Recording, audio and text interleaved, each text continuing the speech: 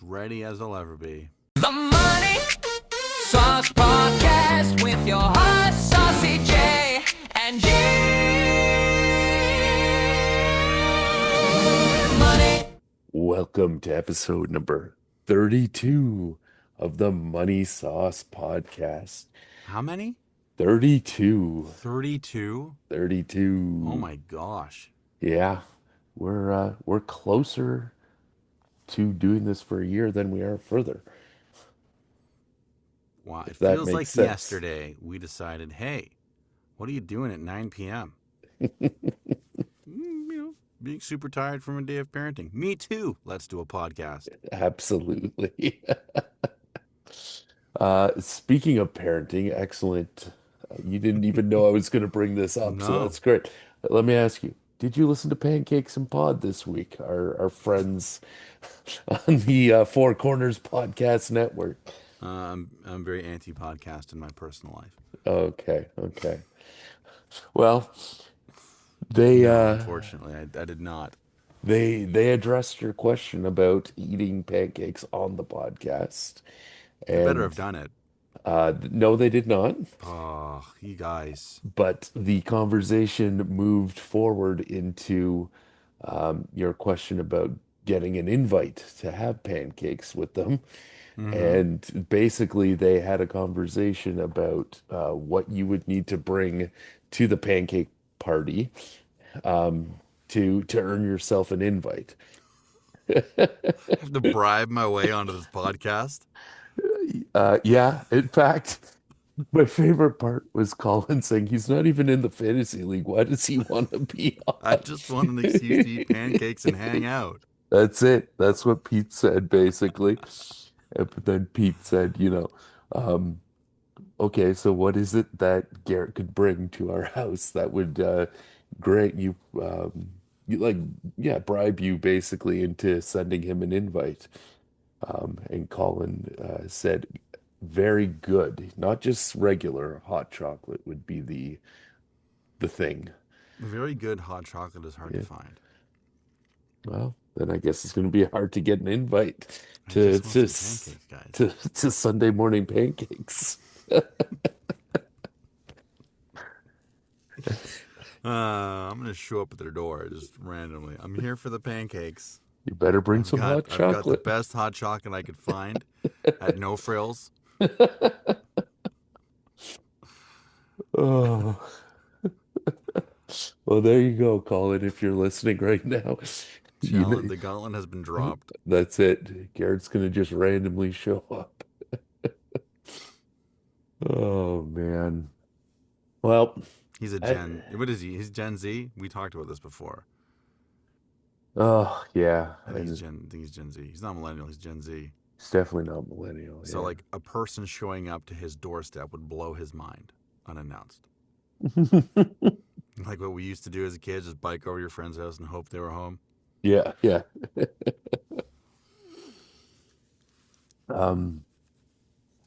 Without giving away too much, Pete and Colin live in the Toronto area, and something that's coming to Toronto in about a week's time is the World Cup of Soccer. And now that means it's time for our soccer segment. That's the graphic. That's me putting that's hand my rainbow. visual. That's my visual cue to pop in the See if I can get graphic. the fireworks. Fireworks. Doesn't work. It's the app. It does it randomly. So yesterday, which is Tuesday, June 2nd, MLS Major League Soccer announced the 44 players that are playing in Major League Soccer that are going to be a part of this upcoming World Cup of Soccer, playing for their individual countries. Fun note on this, both the United States and Canada have the most representation. I had a hard time saying that word. Jeez. And they're each sending 8 players. There'll be like I said, 44 Couldn't ML. put a Canadian in that graphic, eh? Your North American League. Yeah. Um, I guess 44. barely at this point once they take Montreal and Vancouver. Well, and that's kind of what I'm getting at here is the importance of having three Canadian teams in this league has made a huge difference for the Canadian soccer program. Um, in years past, first of all, Canada being at a World Cup, I mean, we were there when they struggled to beat some countries that people wouldn't even have heard of on their route to World Cup qualifying. Well, on the back of Dwayne De Rosario and a guy that, came from a Brampton, co-ed soccer league or something like that. Is that Um, true? no, I'm being Oh, sarcastic, but um, hey, those it, leagues down at Hershey Center get intense. yeah, they sure do. Um, but I mean, Canada has come a long way, a very long way. Obviously, being a co-host country, they did not need to qualify for this World Cup.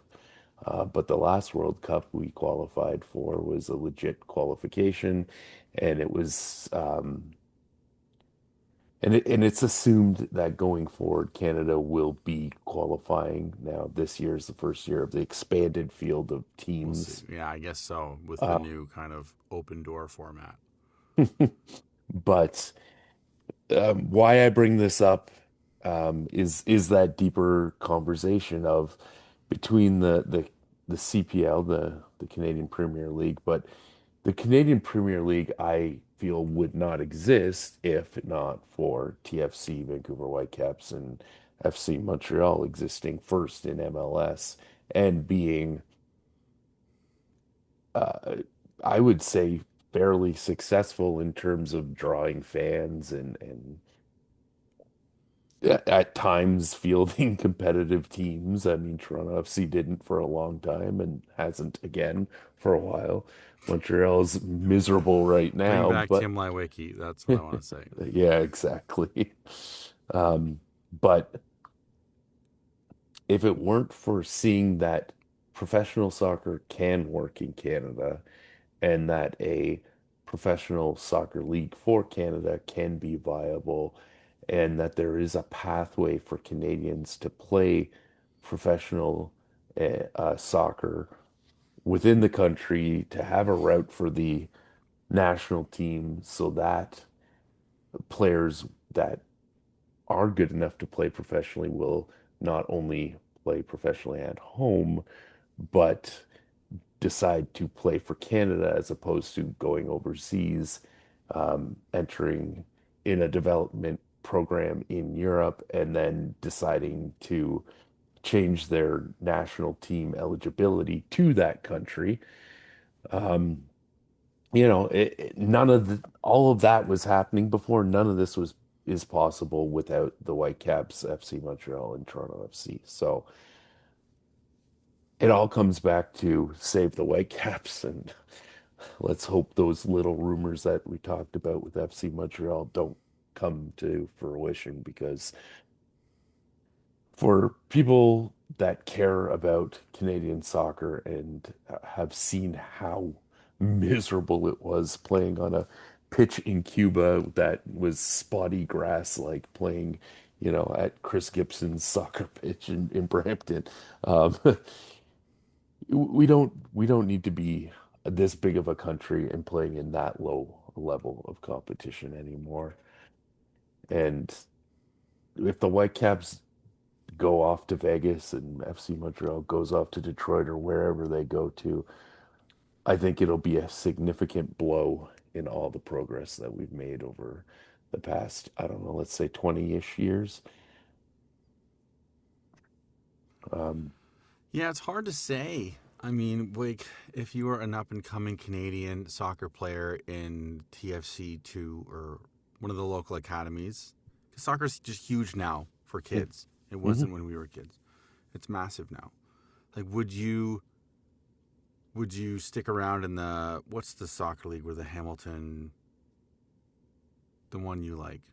Forge is the team Yeah, you root Hamilton for. Forge. Yeah, the league. Like, are you going to The stick around Canadian in Premier League. Canadian Premier League? Are you going to stick around there and try to get like a scholarship? Like, what is your path to professional soccer? Because MLS is just like is obviously bigger now too. Hmm. So I feel like there is an avenue to stay in North America Hmm. uh, and and play in MLS and still develop as a soccer player. Um, but I highly doubt it would be competitive with the program in Europe if you don't have these other teams that are putting in money to have a development system. Right. So yeah, without those teams, it's really, I guess it really does limit your path forward to playing top tier soccer. Yeah, because it's either going to get buried behind a pay-to-play system where you go to an academy that's like a privately owned academy and you're playing to, Those aren't cheap. pl yeah, exactly. Which is not what these professional teams do in their development system going all the way down. I don't know. I think TFC goes down to at least U14 now. I don't think they go as far as like U8 or something like that, but they have development pathways now.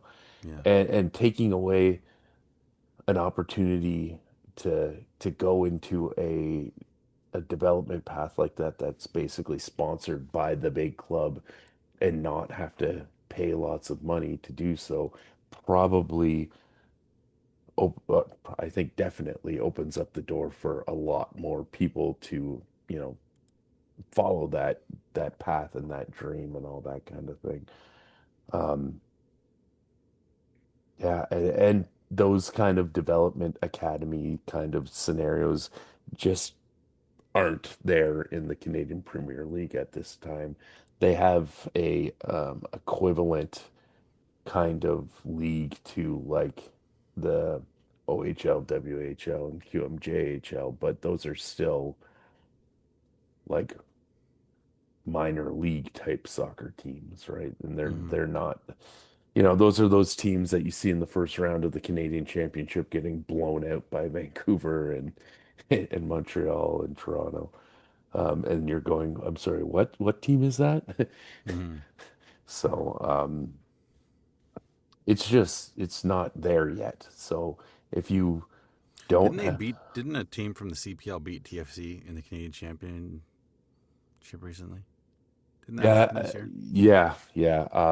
I will look it up, but because I forget which team it was, but yes, it did happen.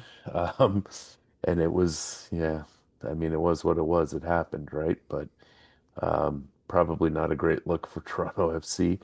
An awful look. But You can just call a spade a spade. That is an awful look. But that's soccer, baby. oh, it was Ottawa. It was Ottawa that beat them. That's the defending Canadian Premier League champions. But it's also a question of was Toronto fielding their most competitive team for that competition or not? But that's another kind of question. But the fact that a CPL team could be good enough to knock out an MLS team is progress, right? For the CPL. Mm-hmm. I believe Forge eliminated Montreal in years past as well, when Forge was just dominating the CPL. And they're still one of the best teams there, but and Montreal was miserable.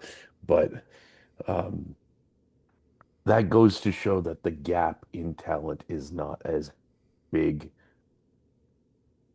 maybe not across the board, but at least the best teams in the CPL could compete with some not maybe not top MLS teams, but an MLS squad nonetheless. Mm-hmm. And again, all that said, I think that goes to if TFC, Whitecaps, and FC Montreal don't exist, we wouldn't get to this spot, right? Yeah, the CPL wouldn't be a thing for sure. Yeah. So just a quick run through of who it is that Canada is bringing up from MLS squads. It looks like it's mostly LAFC that's providing our players. Crapo, of course, the goalie from Orlando City. I'm really not good with all these names, but LAFC is sending. Do you know how to say Mathieu Conair? I believe is how you pronounce it. Your font's too small for the shared screen. I can't really read it. Stephen Aquel, um, and Sorry, say that last one again. Stephen who? I'm guessing I pronounced it. Estacchio? Is that how it is? Yeah. Stephen Estacchio, and then That's Jonathan Osario. Then you yeah, got I know. I Andy. was gonna say Jacob Jacob Schaffelberg. Schaffelberg is also from The LAFC. Maritime Messi. Yeah. uh, Love that nickname. Dane St. Clair from Inter Miami, and Joel Waterman from Chicago Fire. Yeah.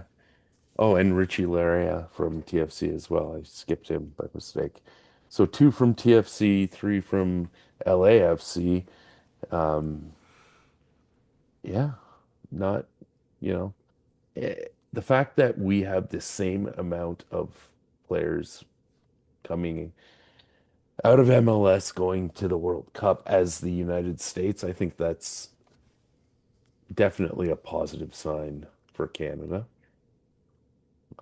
And I also noticed here that the Whitecaps have a few players going. Andreas Cubas, the midfielder from Whitecaps. Here we go. I'm not even going to try to guess Rayanne's last name from Aluni. Whitecaps. Is that how you say it? Yeah, I, sure. I Why didn't not? think that's it, No one's but gonna fact check you. there you go. And Just go for it. Sebastian Berhalter from the Whitecaps. I know that Attaboy. one. Attaboy. Three Whitecaps players. None of them Canadian, but three Whitecaps players.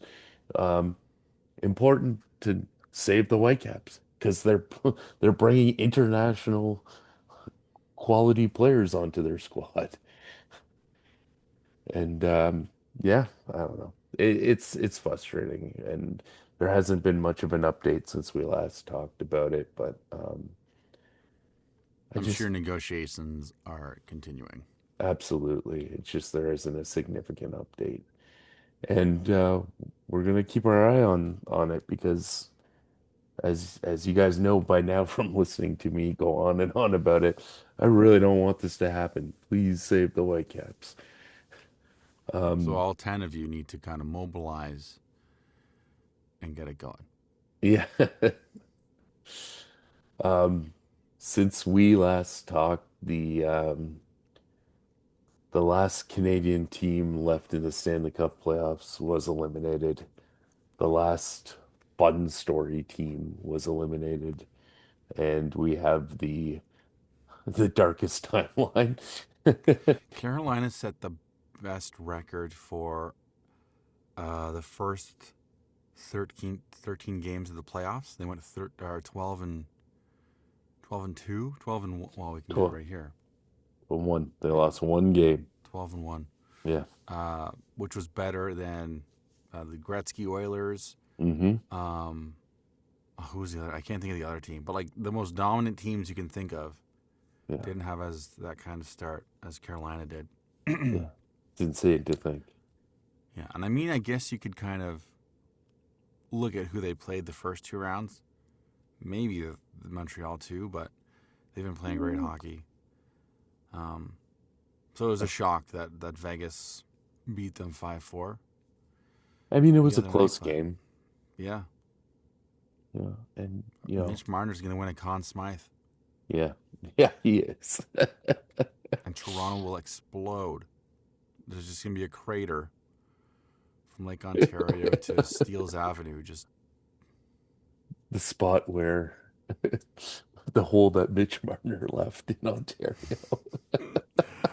uh, Well, last week we kind of looked at how did we get here? How did we get the Vegas Golden Knights and yeah, how did they come to be? We had to look at their expansion draft and kind of how the team came to be. I thought we'd do kind of the same thing with the Carolina Hurricanes because they have, story time with Uncle Saucy. there you go. They have a little bit of a unique story as to how this team got here, right?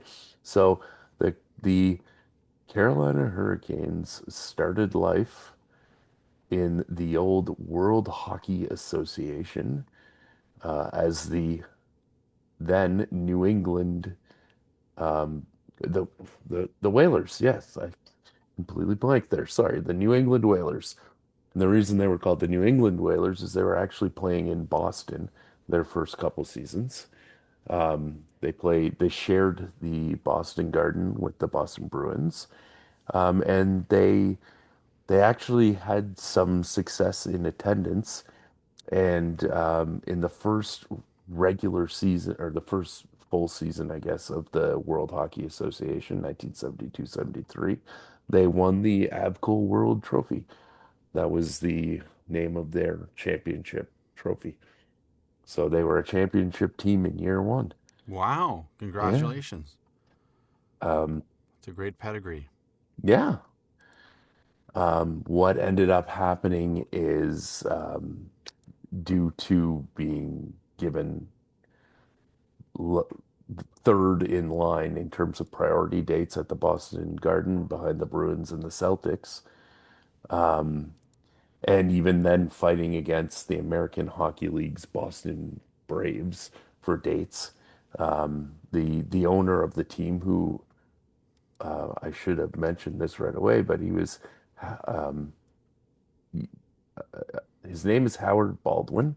He was a film producer, Hmm. and he was one of the owners of the expansion team at the time. Anyways, he got sick of fighting for dates, and in February 1974, he said, "We're moving the Whalers and we're going to Hartford," because Hartford had built a or was building a new arena in downtown. It was an arena convention center scenario. They had built it with the idea in mind to get a team for the American Basketball Association, which was the rival league that popped up in the 70s to go up against the NBA. That never came to be, but the Whalers ended up becoming the main tenant there. The arena wasn't done in time to start the 74-75 season, so they actually played in a college arena called the Big E Coliseum in Hmm. West Springfield, Massachusetts for the end of 1974, but in January of 75 they moved into the Civic Center. Um, and the the Whalers were a though they never won another WHA championship, they were a relatively successful team. They always made the playoffs, and they were they were always averaging, I believe it was in the area, yes, of 15,000 people per game. Like they were doing well selling tickets. Um, They ended up in 1977 making a big signing of the line of the Hows. So Gordie Howe had come back from retirement to play in the WHA with the Houston Aeros, and his sons Mark and Marty joined him. Hmm. And in 1977, the trio of the Hows joined the Whalers. So Mm, cool. they yeah, they were a successful WHL team in terms of selling tickets and, being a perennial playoff team. By the time the WHA came to an end, four teams were admitted to the NHL. Um, the Whalers were one, and the other three were actually, well, do you know who the other three were? I don't. We have the Edmonton Oilers, the Winnipeg Jets, and the Quebec Nordiques. Mm. It blows my mind that this was the only American team that survived from the World Hockey Association, considering how unlikely it is that there will be another Canadian NHL team It's tragic. nowadays. But the Whalers moved to the NHL, and they renamed themselves from the New England Whalers to the Hartford Whalers. Hmm. as part of the change. Um, when the WHL teams entered the NHL, there was a bit of like a disbursement kind of draft to get some of the WHA players on the NHL teams. But for some reason, the Whalers didn't have to do that. And the only exception that they were going to be given to that rule was that Gordie Howe could go back to the Detroit Red Wings. And obviously, he was known for being a Red Wing. But the Red Wings, they said out of respect for his legacy already in place in Detroit, um, they weren't going to force the Whalers to give him back, basically, Huh. because he was really at the end of his hockey career at that time. He wasn't as significant of a player. Right. So they let him finish out his career with the Whalers. Um, the Whalers, as an NHL team, not great, um, not horrible, but from the early or the late 70s, early 80s, this was that period of time where almost all the teams made the playoffs. Right. Um, so they weren't missing the playoffs a lot, but they got known to be as like a 500 team. They had some success in the mid 80s, but they kind of ended up making some trades that went down as kind of being like legendarily bad. They traded away Ron Francis for not much. They got impatient with Chris Pronger and traded him away before he became what he became. Wow. Um, they were the team that first hired Brian Burke to, begin all the Burkeisms and all that kind of stuff. Anyways,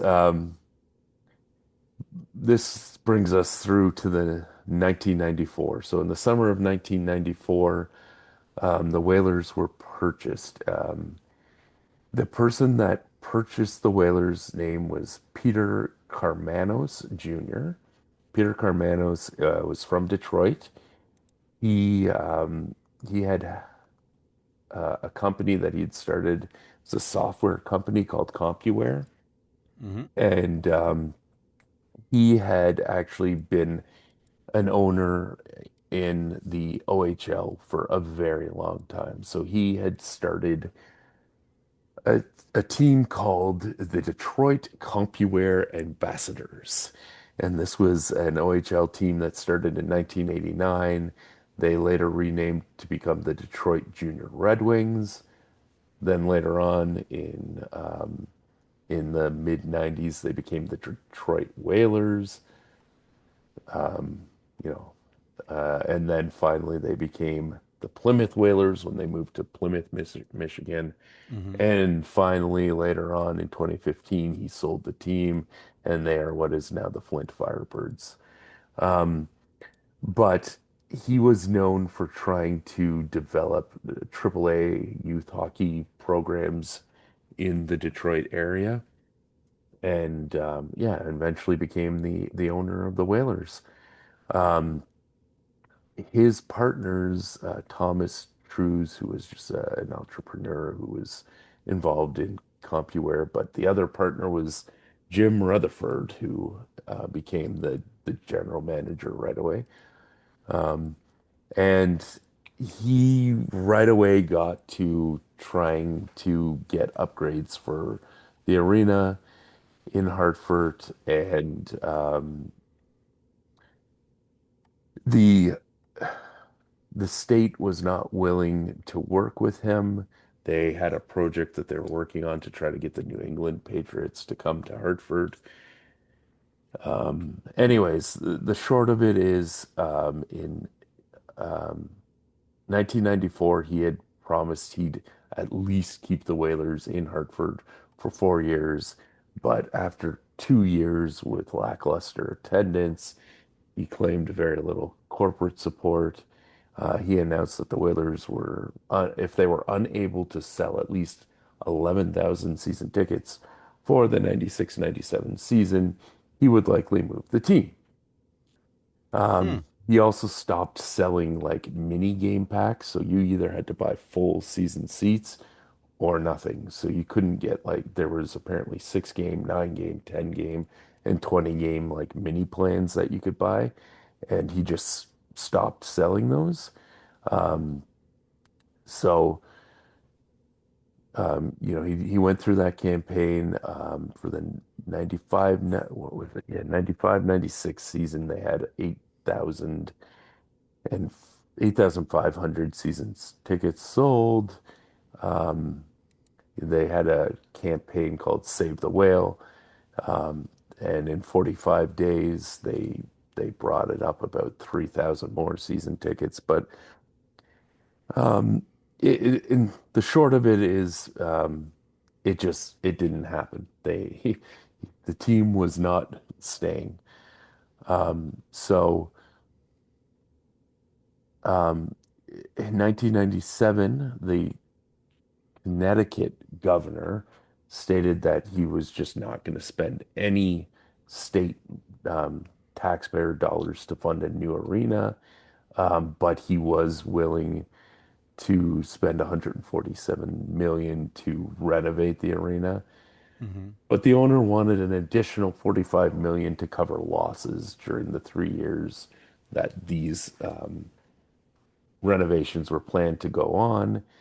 The state said no, and the Whalers announced that they would be leaving Hartford after the 1996-1997 season.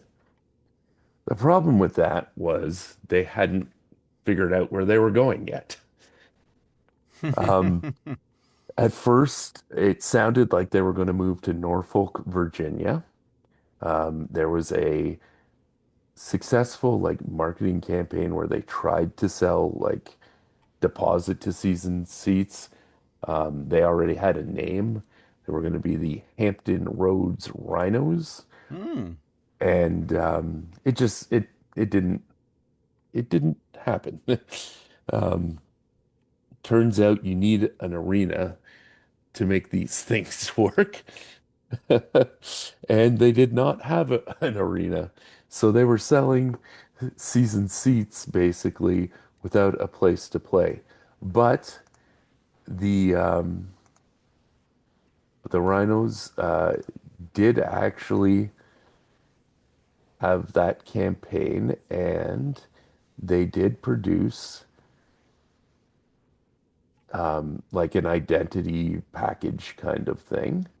You can find, if you look, the Hampton Roads Rhinos proposed logo right here. Ooh.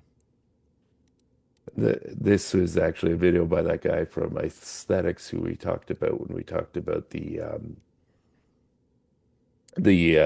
new series of jerseys that are coming out. So if you want to check it out, go check his Instagram channel.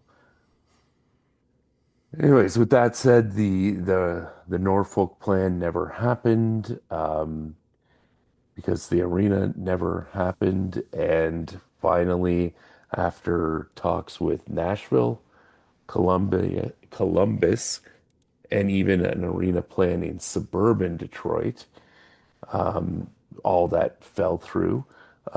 Eventually, the team announced that they would be moving to Carolina. They would play their first 2 seasons in the Greensboro Coliseum, which is in Greensboro, North Carolina, Okay. while their stadium was being built. And and then of course they'd move to the current stadium, and that's yeah, that's where they've been ever since. The the Peter Carmanos Jr. owned the Hurricanes all through their years when they were then they made Stanley Cup Finals in the early 2000s. When they finally won a Stanley Cup in 2005, 2006, and through their slumps after that in the early 2010s, when there was actually relocation rumors that the team would be moving to Las Vegas or Quebec City. Hmm. Um, you're starting to maybe notice a pattern of Poor Quebec. where this team almost moved to. There are NHL teams now: Nashville, Columbus, Las Vegas. Unless it's in Canada. Yeah, right. Anyways, before the 2017-2018 season, it was reported that Carmanos was going to sell the team, which he ended up selling to the current owner, Thomas Dundon. Thomas Dundon, um, over the years, had he purchased a majority stake, 61% originally, and he has since bought out all other stakes, and he's kind of the guy behind the era of the bunch of jerks teams that I guess you would say. I think they're still in that era. Um, and yeah, since 2017, 2018, he's been the owner. Hmm. So, and that's, bringing us forward to this year where they've been the domination team of the playoffs. So Yeah, undisputed. yeah, and that's basically how we got the Carolina Hurricanes through the World Hockey Association. And Awesome. yeah, And they lived happily ever after, maybe, winning a Stanley Cup. maybe. But that'll bring us forward to our weekly usual segment, the Breakingish news. I have one question before we move Yes. on from the Stanley Cup playoffs Okay. ish news. Who do you want to see win the cup? Frederick Anderson or Mitch Marner?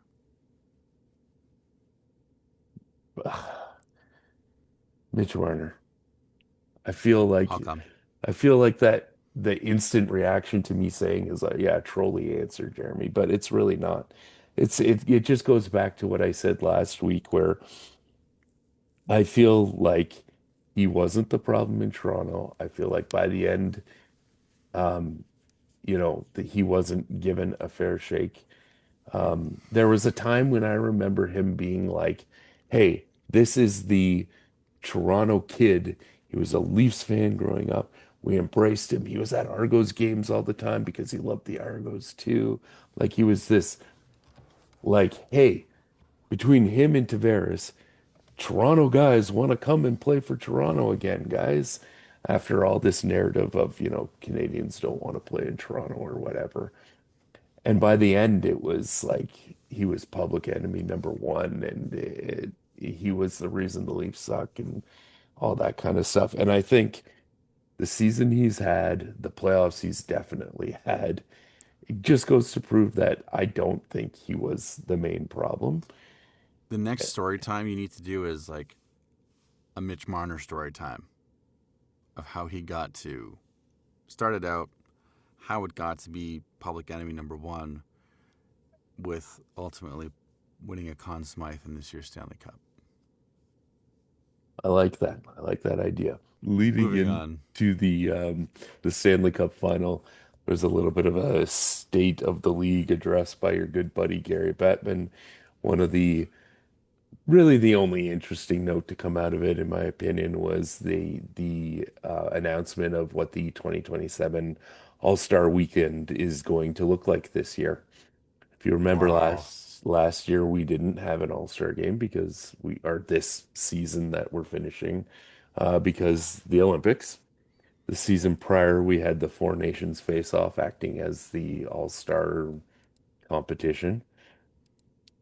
And this year, they're kind of doing a hybrid of two past ideas. The This year it'll be a round robin 3-on-3 tournament featuring international teams. So Canada, US, Sweden, Finland, and then a team comprised of people from other countries. So a world team will so those will be the squads, and they will play a 3-on-3 tournament. And we'll get into the details here in a second, but there's also going to be a skills competition featuring 10 players that are going to be representing their countries, not their NHL teams. And these players will be 25 years or younger. So they're bringing back Team North America, kind of. Sort of, kind of, yeah. The Islanders will host the event at their still new arena, and each All-Star team will consist of 9 skaters and 2 goalies. Fans will get to vote on 8 of those players, and then the NHL and NHLPA will complete each roster. Each team will play 4 5-minute long games. There's going to be no overtime or shootout in the event of a tie. The top 2 squads from the round robin will advance to play a 10-minute game, with the winning team claiming a $2 million prize. They don't say it in this article. I have to assume that's for charity, but I don't think so. Remember, they were giving away cars before. yeah, that's true. And I think when I Phil, don't think it is for charity. I think it's just to make them try and care about this gong show that happens mid-season. maybe so, maybe so.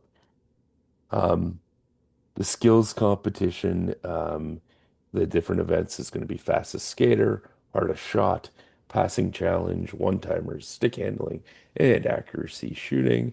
And then each player will compete in 4 of those 6 events and earn the points. And then the top 4 players based on those points advance to a shootout where they'll face off against one of the 4 All-Star goalies so that the All-Star goalies get a chance to play in this skills competition. Um, and then the top 2 players coming out of that shootout will do an obstacle course final because it's turning into American Gladiators. And the player with the highest score wins $1 million prize. The crowd will be given Nerf guns to shoot darts at the players while they complete their objectives. Yeah, yeah, they're gonna start with the horse that you have to go over, under, and over, climb up the ropes, slide down the zip line, run up The treadmill, the the roller treadmill coaster, thing, yeah, and then swing through the hand bike. yeah, exactly. Oh man, And the Miz will be at the end. the '80s were fun, guys. Yeah, and that's it. So this is the new version of the All-Star weekend. So You know what? Good on the NHL for always never being afraid to try a bad idea. yeah, I mean, this is a combination. I guess they've seen the success of the international game. I guess they liked the 3-on-3 tournament thing that they did in the past. So throw them together. So all I'm gonna say is let's And see. they're doing the World Cup of Hockey next year. So 26 was Olympics, 28 is World Cup of Hockey, 30 is Olympics, 32 World Cup of Hockey, and so on and so forth.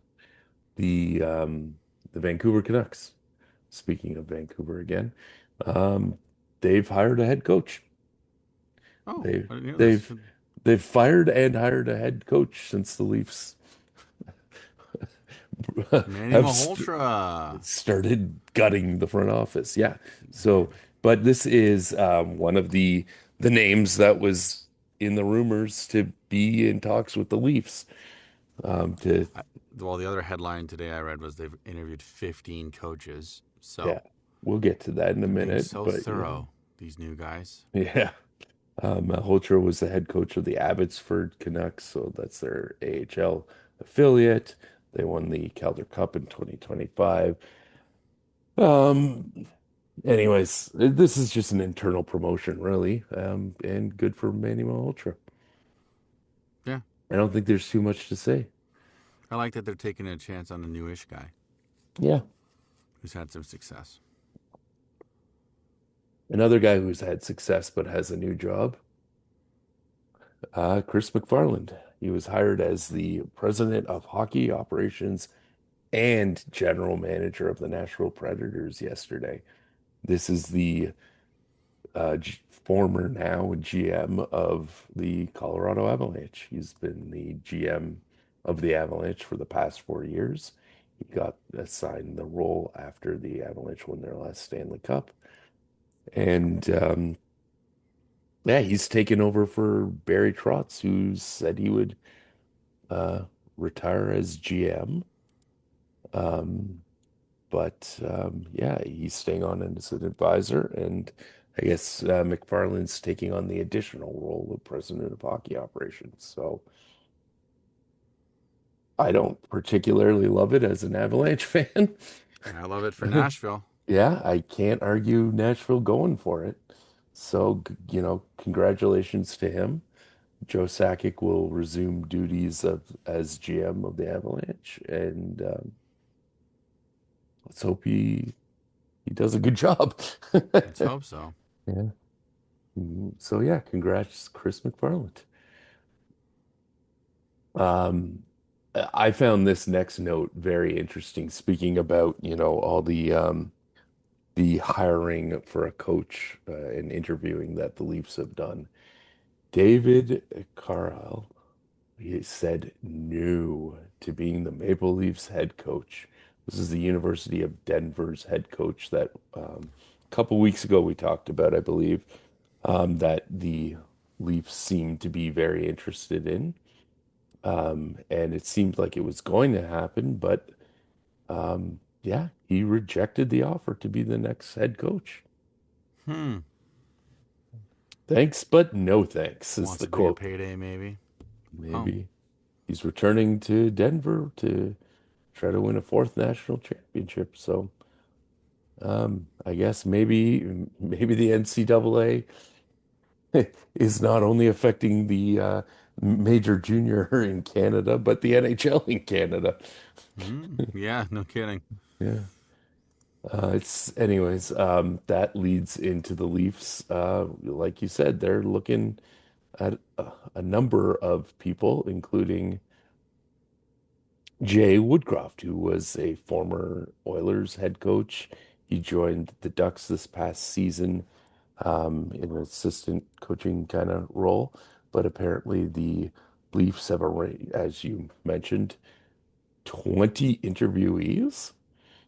I heard 15, but it Um, could have gone up in the last hour. They're yeah, very really. busy. Um, and yeah, this is, I guess, one of the 20, maybe 19 now candidates after David Carl there decided he doesn't want to come.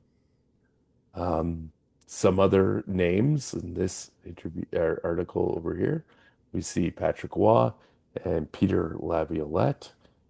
Um, uh, I guess anyone, Laviolette also spoke to the Kings, by the way. But I guess anyone that's been a coach at some level in the NHL is getting an interview this week from the Leafs. It's yeah, it feels to me like they were probably feeling like they had their guy, Yeah. and once he said no, they are like, oh shoot, and now they're just throwing any name out there. So. Curious to know on your end, is there anybody out there that you have seen on this list of potential interviewees that stand out to you as an interesting hire? The Carlisle would have been an interesting one to Hmm. go off brand like that and hire somebody from college hockey. And if you're doing a rebuild, it makes sense in terms of like he's used to working with teenagers essentially, Oh yeah, I you know. agree So 100%. in a Yeah. different game, like to come out of left field and maybe shake things up, I think it's a nice idea. And you're not really committed to anything because you're going through a rebuild, Yeah, or they're not, whatever they want to call it. But a retool. they don't Yeah. know yet. Yeah, I they don't don't think. know. I don't think they know what they want to do, No, well, I mean, another thing which I is why didn't they're interviewing 15 coaches. Another article I saw, but I didn't think it was worth bringing up for this segment, is apparently the Leafs are open to trading their first overall pick. Maybe. I thought, well, that's not really news at all. But this feels like what it is right now. The Leafs are open to anything, probably. like They don't have direction. They've got none. They Um, hired somebody to take direction, and they're just adrift yeah. in the ocean, losing like talent. This guy's gone to the number one pick for the GM went to New Jersey. Hmm. Friggin' Nashville managed to steal Colorado's GM to be president. Like, where were the Leafs on that? Yeah, really. Like, Uh, one thing about the Shanahan Dubas era, they were in on everybody, and they got like a lot of talent to come here. they sure did. Yeah. It was Yeah. fun. Yeah, it didn't work, but it was fun. And there was certainly a sense of like they know what they're doing. They have a plan, the Shanna plan, and they're going for it, And like eh, now this, I take, for a couple weeks, I was taking some joy in seeing this ridiculousness happening. And I'm already only a few weeks into this at the point that I'm just like, oh man. Nobody wants to come here. Nobody wants to work here.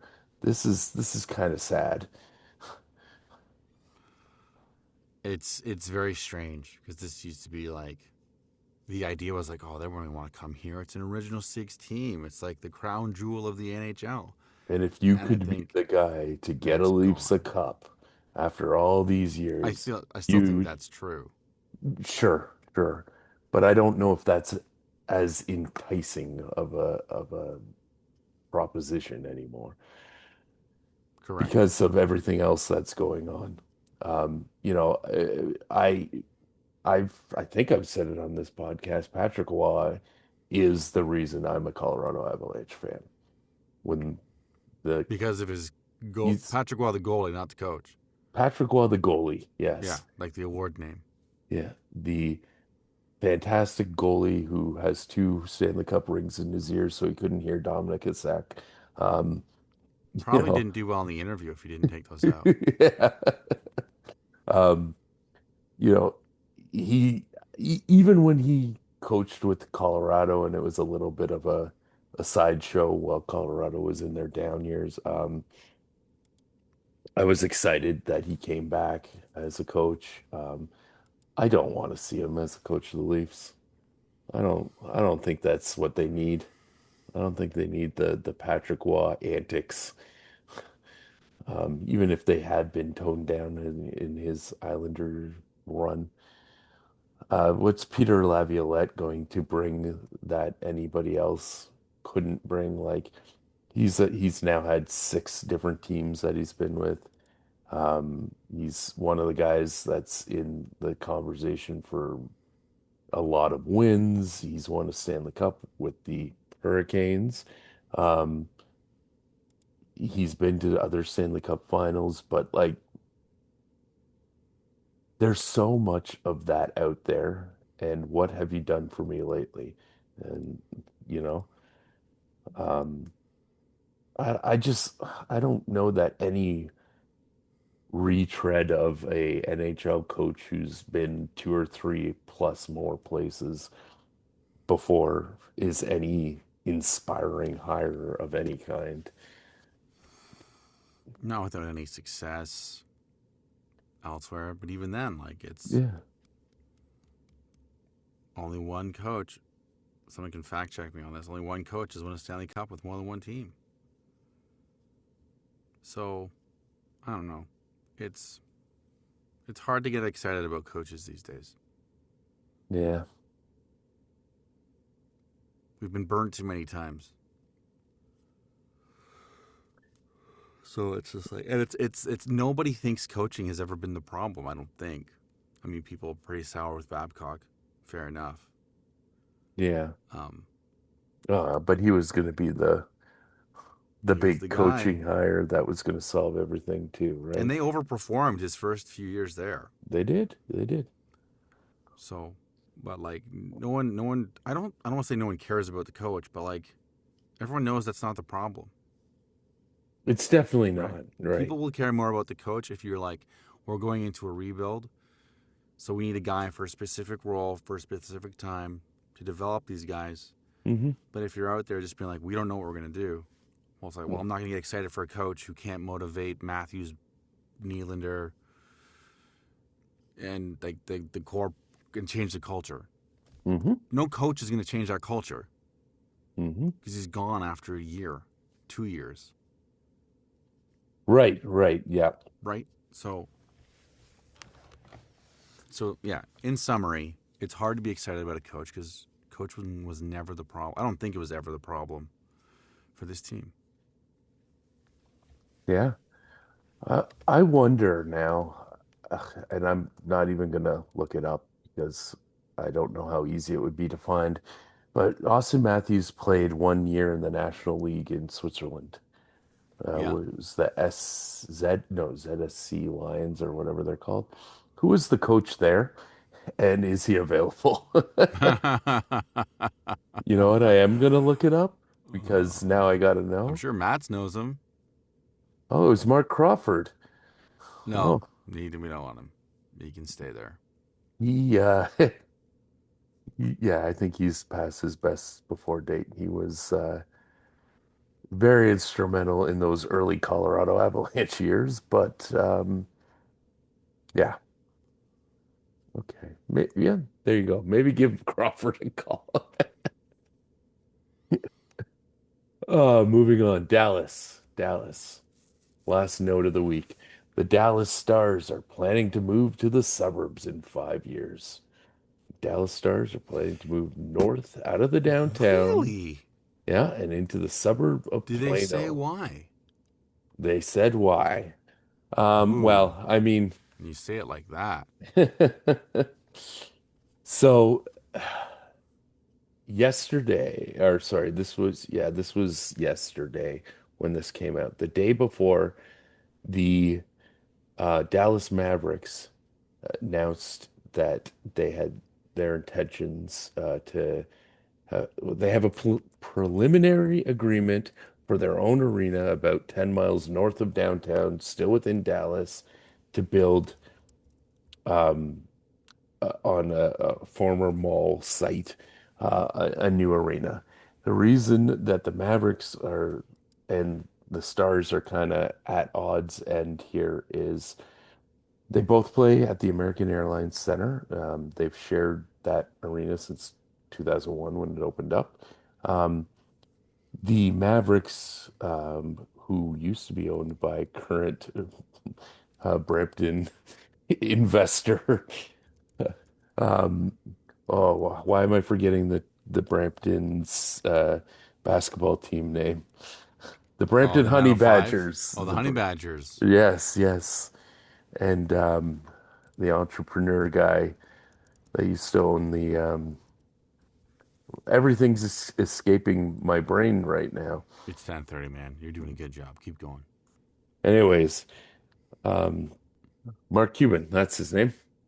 Mark Cuban Right, Brampton's used own. to, yeah, Mark Cuban used to own the Mavericks. He sold the Mavericks, and ever since the Mavericks have been asking for options from this to kind of redevelop the American Airlines Center. And from what I understand, they wanted to have a casino attached to it or something to that effect to drive revenue. If that didn't happen, they wanted to renovate the arena to be basketball only, which of course pissed off the Stars. And by the end of 2031, now both teams will be leaving the American Airlines Center. The new That's arena, crazy because the line is always like teams need to get out of the suburbs into the downtown cores to be successful. agreed. In fact, a lot of That's, people say that that whole thing where the Coyotes moved out of Phoenix and into the middle of nowhere um, is the reason that team started its downfall and mm-hmm, now is in downtown Salt Lake City, Utah. right? Yeah, yeah, Ottawa's been dying to get downtown Ottawa which is since they've slowly ever been finally in existence. happening.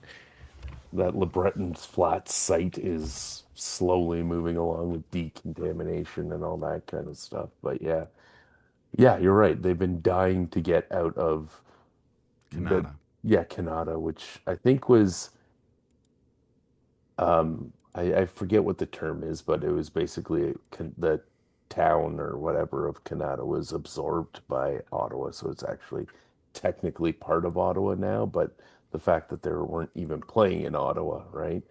Um, Mm. but yeah, no, they have a letter of intent with the city of Plano. Yeah, It sounds so crazy to me. yeah. It, it's they're replacing malls to build stadiums now, I guess. So So they the can replace stadiums with condos. I guess so. The former site of Valley View Mall is where the Mavericks are going, and the former redevelopment of the shops at Willows Bend is where the Stars are going. So head over to Target and catch a Stars game, I guess. Man, the Georgetown Mall is hurting. Maybe they'll tear that down and put in like the second Toronto team. There you go. Hmm? Yeah. And The Toronto Raiders. The Hughes can come home. Uh, but yeah, so that's the last news note I have. It's yeah, it's interesting that they're moving out of a downtown location, and we'll see if it works. And We'll maybe see. if not, maybe there will be the Quebec Stars in like 20 years. It'll never happen. Never happen. By then, that arena will be out of date. Yeah. Anyways, with that, we'll call it a night, and we'll see you back here next week. For episode 133. There you go. Have a good night, everyone. Night, everybody. The Money Sauce Podcast with your hot saucy J